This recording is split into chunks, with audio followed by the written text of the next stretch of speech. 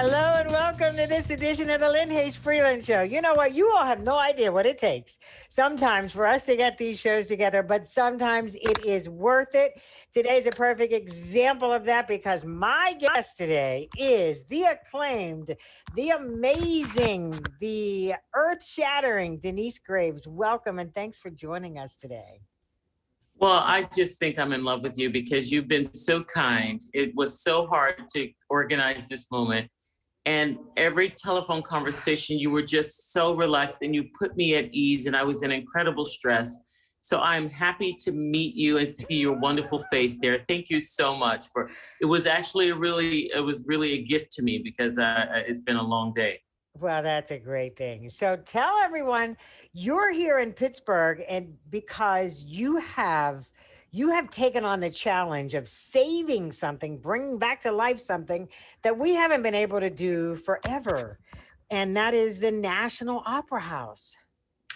Right.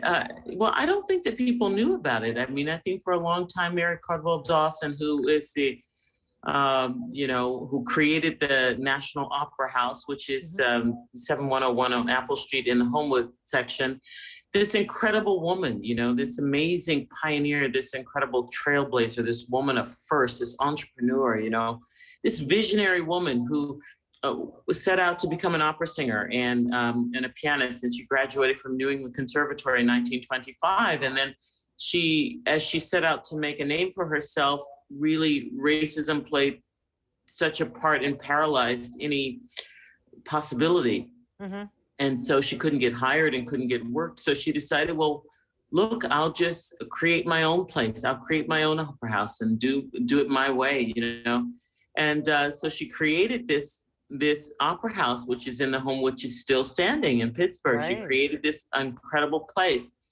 And, she employed, hundreds and hundreds of singers, of musicians, of dancers, of directors, of designers, of hair and makeup people, of, stunt people, the grip backstage people. In addition to that,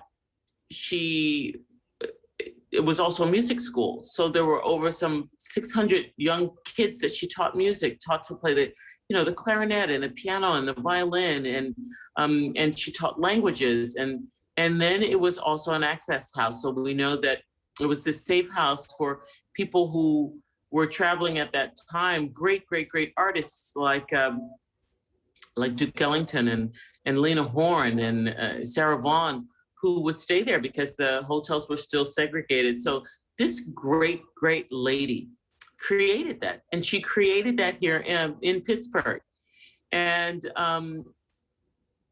after she died in 1962, it then belonged to the Harris family, I think, to Woogie Harris. Harris, right. Yeah.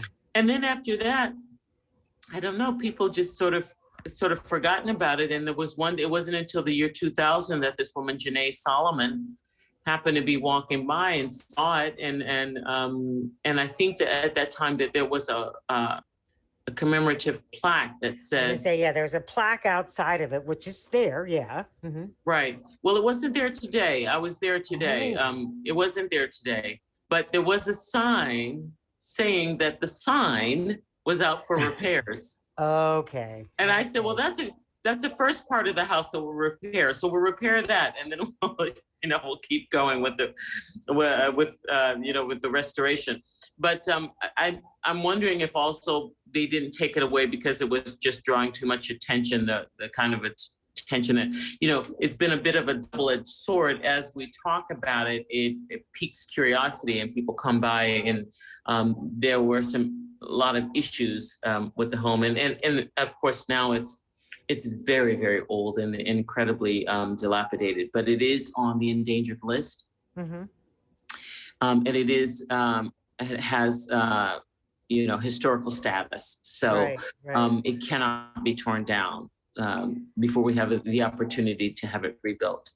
Well, and I want to talk about that, but before, just to make this in terms of this historical perspective. I mean, when you describe, and it's so funny because I've always kind of known this story. In fact, my dad, who is 95 and grew up in that Homewood community, I drove him past the house not too long ago, and he starts telling me stories about it as well. 95, some days are better than others, but that day was a good day. And when I listen to you talk now, what I realize is that what was happening in that house, what she was doing was probably unheard of for that time. And a woman. Yeah. And it was the longest running all Black opera company and run by a woman, very, very successful. She was known for being the first person to put an animal on the stage. She put an elephant on the stage in Aida, when she staged those operas. And many people don't know that she also sang at the Metropolitan Opera. She wasn't hired by the company itself, but she was able to rent out the theater. And she brought over 500 singers there to the Metropolitan Opera in New York. And they performed a world premiere called Owanga by Clarence Cameron White, who was a violinist, but also a composer. And this was just an incredible visionary, this woman. She was recognized by presidents. She was just incredible. I mean, a real dynamo. So we want to see her also and her legacy restored to its prominence. Oh, absolutely. This is a great, great, great American hero.